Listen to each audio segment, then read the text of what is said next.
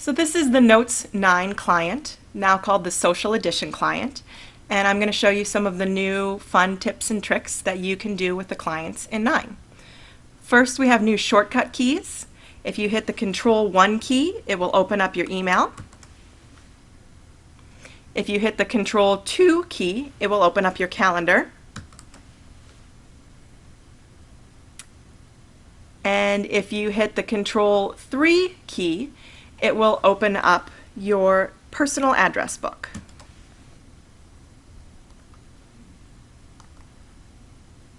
So this is the mail file. If you're like me, you constantly get lovely emails saying that you're over quota.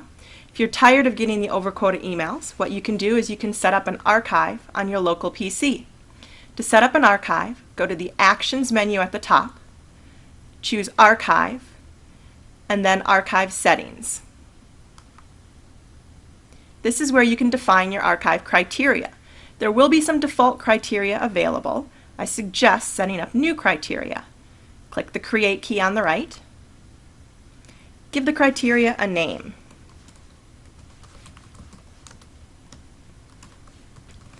I like making the name something obvious, so I call this Selective Archive because it's only going to archive what I select. Click the box to enable the criteria, and then select what you want to archive. You can archive based on dates, not modified in more than 365 days is the default. I like changing it to selected by user. What that means is I have to select the documents I want to archive versus the application archiving automatically based on date. Next, set what should happen to the selected documents. The default is to copy them into the archive and then delete them from the application database. This is the default name for the archive database. It'll create a subfolder called archive on the PC and create a database called a_ whatever your file name is .nsf. That's where your archive will be located.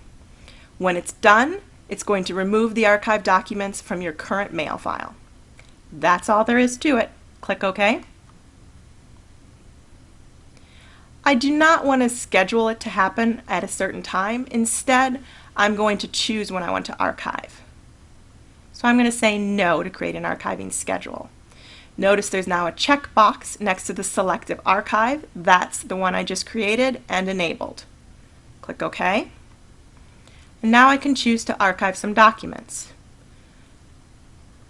Let's go into the All Documents view, and let's scroll down and select some documents to archive.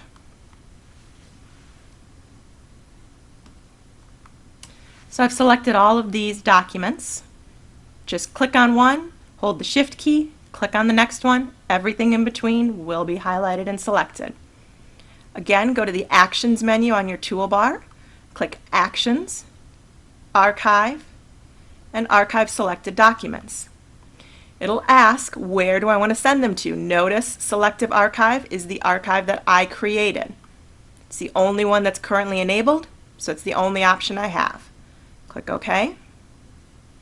The bottom left-hand corner, you'll see it is creating the archive database on my PC for me.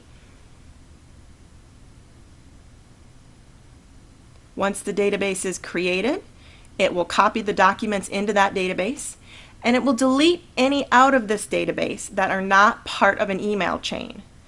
If a document that I select to archive is part of an email chain, it will not delete it until the entire email chain has been archived. So in this case, it's archived those documents. If I go over to the left, underneath Archive, I now have a Selective Archive. If I click on that, it will open up my archive database. Notice it's called a_admin. That's the name of my archive database. It puts them in the same folders where they were archived from. Some of these were in the inbox, so put them back into the inbox. Now let's imagine I want to search on something. Notice I have a ticket in here, 376999. Let's say I wanted to find that, and I didn't know where it was, in my mail file or in my archive. and the upper right-hand corner is a search bar. This little envelope is what I am searching. The default is to search my mail file. And the 9 client, I can also search my mail file and my archive file simultaneously. I entered my search string. Here are all of my emails and archived emails that contain that search string. You'll notice archive A_admin on 2 of the documents. That means they're located in my archive. You'll also notice one of the documents doesn't list the archive. That means it's in my mail file. From here, I can open up any documents in my mail file or my archive just by double-clicking on them. That's some of the new things that you can do in the Notes 9 client. Archiving, searching archiving, and also the shortcut keys for Control-1 for mail, Control-2 for calendar, and Control-3 for your personal address book. Something like that.